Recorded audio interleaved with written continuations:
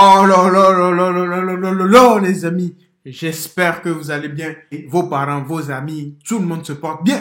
On rend gloire au Dieu Tout-Puissant. Sans lui, on n'est pas ici. N'oubliez jamais cette phrase. La terre ne trompe jamais. Aujourd'hui, on va réagir à Baki qui s'en prend au patron du PFL. Ça, je sens que ça va être chaud. Ça va être chaud. You are not ready.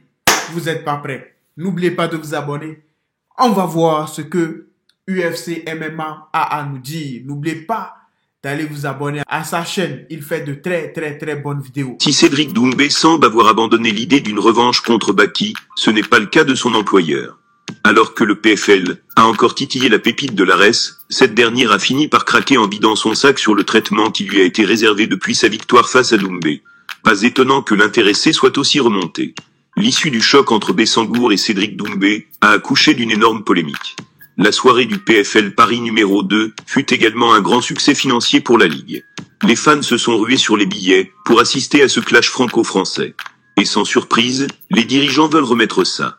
Lors d'une récente interview avec le site La Sueur, le PDG Peter Murray a d'ailleurs ouvertement titillé Baki. Voilà ces mots, Cédric veut cette revanche, la PFL veut cette revanche. On va voir si Baki la veut, on est toujours en discussion. Comme je l'ai dit, on voudrait avoir ce combat, Cédric veut se battre, mais est-ce que Baki le veut? C'est à lui qu'il faudrait demander ça. Je ne suis pas en désaccord avec ça, je pense que c'était une déception globale, que les deux combattants n'aient pas pu achever le combat. Mais ils ont tous les deux cette opportunité, et Baki le sait. Il sait où nous trouver. De son côté, Doumsed a pourtant laissé entendre récemment qu'il s'était résigné à ne plus affronter le franco-tchétchène. Conscient du potentiel financier d'un tel combat, le PFL ne le voit cependant pas du même œil, et provoque donc Baki à volonté. Sauf que ce dernier en a clairement marre, comme le suggèrent ses nombreuses réactions aux propos de Murray. Il en a profité pour salement afficher la fédération de MMA. Il a déclaré « Attendre que le gagnant contacte l'organisation pour demander une revanche, c'est une première mort de rire. Je n'ai reçu aucune proposition du PFL, et j'ai même pas encore été payé en entier depuis le combat.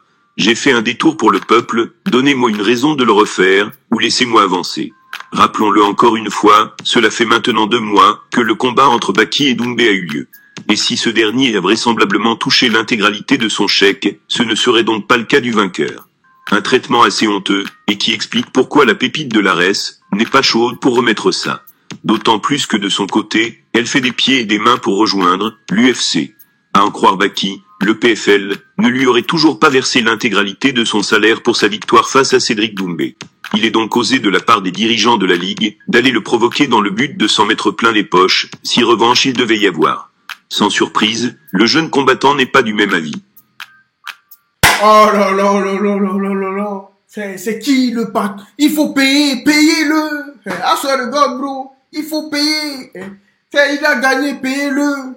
Cédric Doumbé, c'est parce que ce n'est pas un rigolo. C'est vrai qu'il fait de la comédie sur Internet, mais ce n'est pas un rigolo. C'est pour ça qu'on l'a payé. Si on l'avait pas payé, il allait tabasser le président Peter là-bas. Coup de coude, gauche-droite. Le président, il savait que s'il ne l'avait pas payé, il savait à quoi s'attendre. Baki, je pense qu'on l'a pris pour un petit, c'est pour ça. Je pense que c'est ça.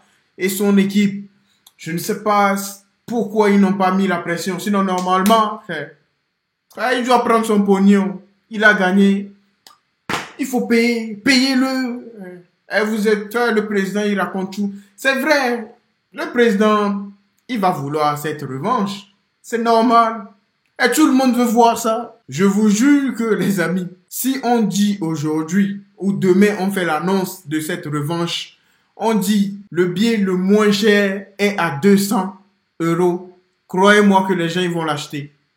Le moins cher, même 300, même 500, vous allez voir cette salle remplie. Le patron, il le sait, ça c'est du business.